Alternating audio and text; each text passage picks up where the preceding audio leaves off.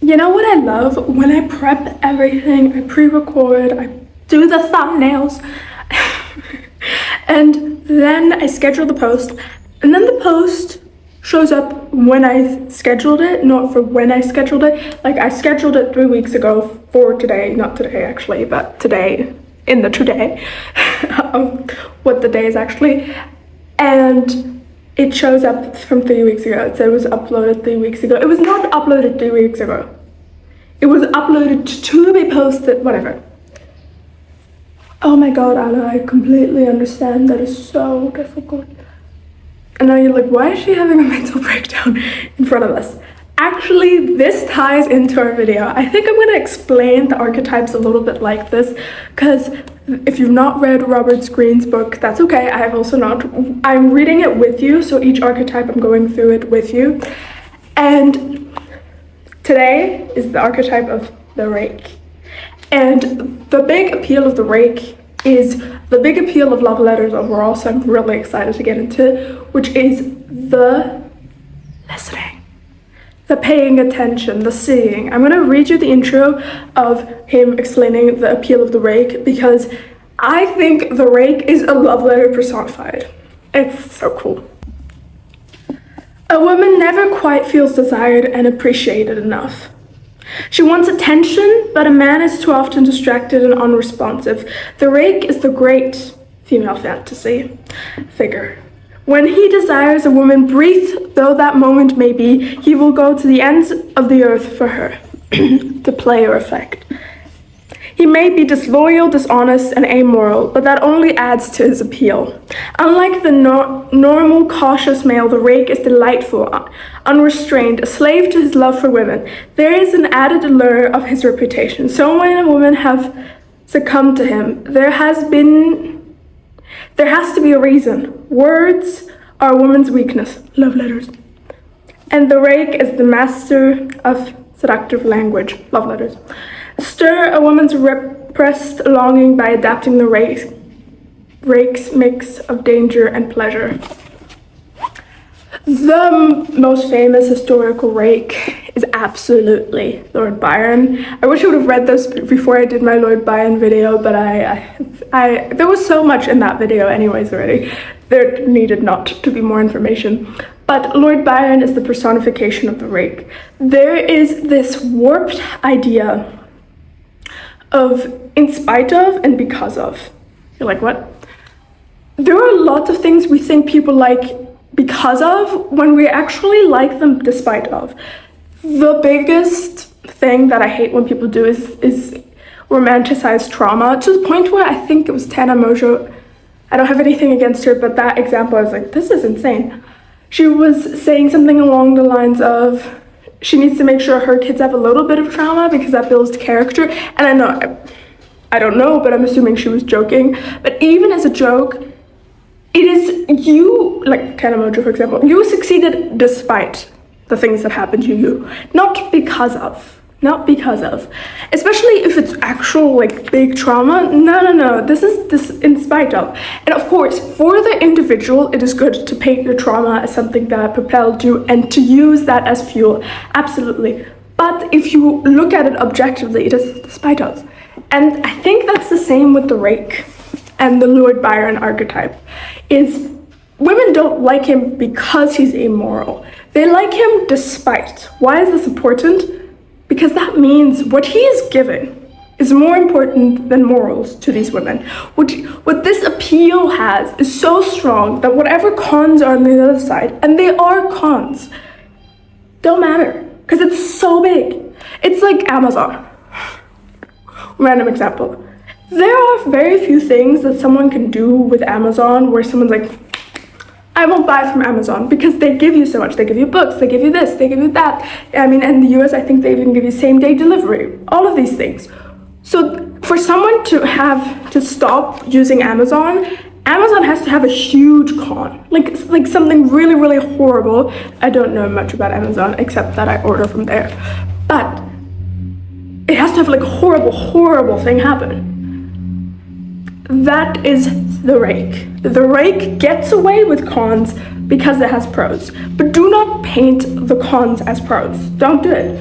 It's not that they're seeking out an immoral person, but the appeal of being seen is so high that they are like overlooking that really big con. So, some historical rakes is absolutely Lord Byron. I would say Rihanna has that appeal as well, in the sense of I could picture Rihanna really observing someone and seeing them as they are. And John Mayer. Now, I think absolutely, as he said, the rake absolutely is a male seductive archetype, majority. The same way the siren usually is a female archetype. Can you have people who go into those? Yes. And I actually do think they, like Lord Byron, I would so far, maybe Lord Byron will be all of them, because so far I've picked him for the first two. But he's such a complex character that that might be possible. But Lord Byron is the siren, but he's way more the rake. He's like 10% siren, 90% rake. He's a poet. And he really fits this description. So, how do we write for the rake and like the rake? Because we're gonna do both. I just feel like it. We're not gonna do this with every archetype. Usually we're writing for, but I think the rake is such an interesting archetype also to write like. So we're gonna do both because there's no rules. So writing as the rake, you need to write about what they're taken for granted for. Is their job taking them for granted? Is their gym taking them for granted? You're like, how can the gym take me for granted? Are they really putting in that work, eating that kale Caesar salad and working out really hard and being on a calorie deficit, but do they physically not have any results yet and are getting really like mad and annoyed? Appreciate them for that. Maybe even like set up like a cute little gold sticker situation. And you're like, how's that love letter? A love letter can obviously be like a letter form. But I think, since we're already here, we can expand out the definition of love letter, which is just basically a physical representation of love. Not just this esoteric, like kind of in the air feeling, which is great. But I think physical representations of feelings are always amazing. I mean, songs, are you kidding me? Anyways, poems, okay. That, let's hope, both of us, that will never be again my accent. And yeah, so that is the appeal. This is a huge thing throughout all love letters. You can check out love letters about every single writer. I think I've mentioned this all the time, is appreciate them for the things that they're not appreciated for. Nobody that's gorgeous needs to hear another time that they're gorgeous. It's nice. And they shouldn't be bratty about it. They shouldn't be like, thanks. No, like that shouldn't be their reaction. But they've heard it. The really, really intelligent person who makes all of their money being really, really intelligent probably does not need to hear another time that they're intelligent. They maybe need to hear that they're funny, or they need to hear that they're gorgeous. People need to hear what they don't hear already. There is this like cap to novelty. There's a cap to wanting to hear something. And the best compliment is an honest and novel one. And usually that should be quite easy because I hope, they're growing and evolving anyways. So just observing them as they are. Now, the fun part. Writing a love letter for the rake.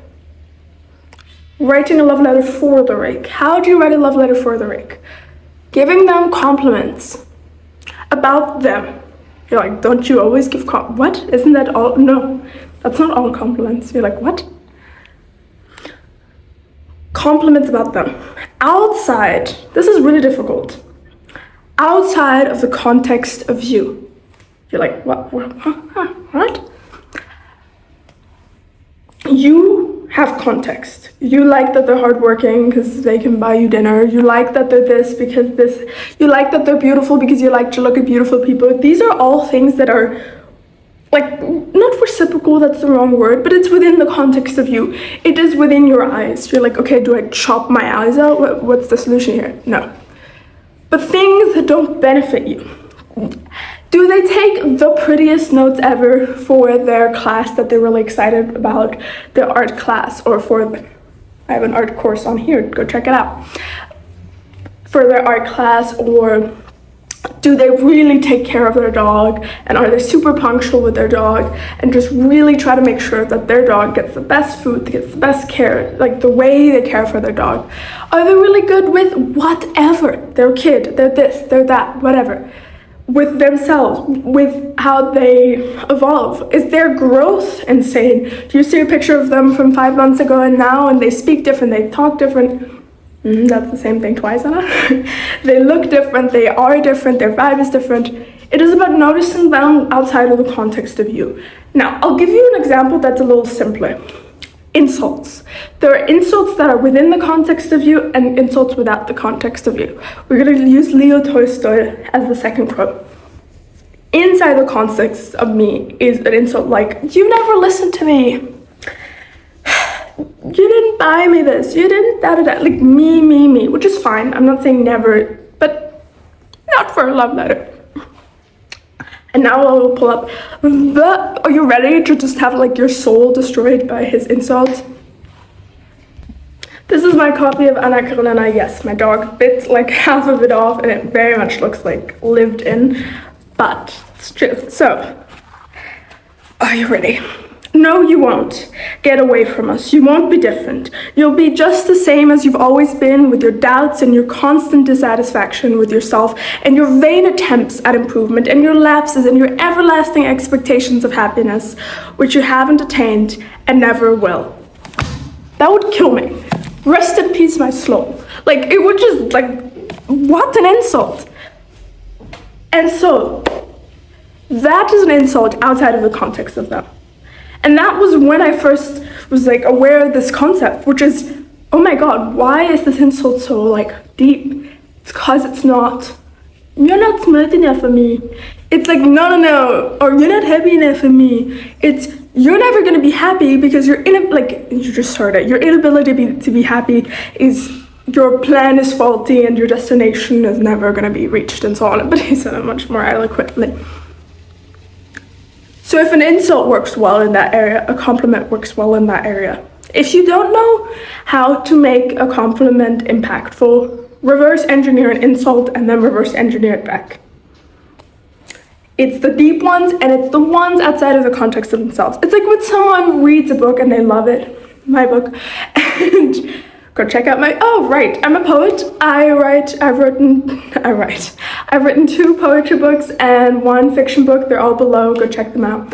But there was something like, what was I gonna say? The best compliment a writer can get, or one of the best. I mean, any compliment, any sentence of I read your book, crowned, but is really about your writing style and about the way you made them feel, but the way the book made them feel. And it's interesting because outside of the context of them, that's a difficult thing to do with books because they're supposed to give you context. The beautiful thing about writing is I can write about my experience and it can make you think about yours. I think that's the beautiful thing. Someone asked me once, it was like, but aren't you scared of like misinterpretations? And I was like, they can happen. I think it's actually really cool if I can write something about me and be so selfish and write about me, and it still can apply to somebody else. I mean, isn't that the coolest thing ever? Anyways, so this is the rake. Also, I've also said this in any video about love letters. You can write the love letter in the comments and I can give you some notes. You can also just tell me some details and I can give you some prompts for the specific person. Yeah, and obviously if you do write it and you do send it and you do want to tag me on TikTok so I can see the reaction, that would be lovely. It's obviously not necessary, but that would be so cool.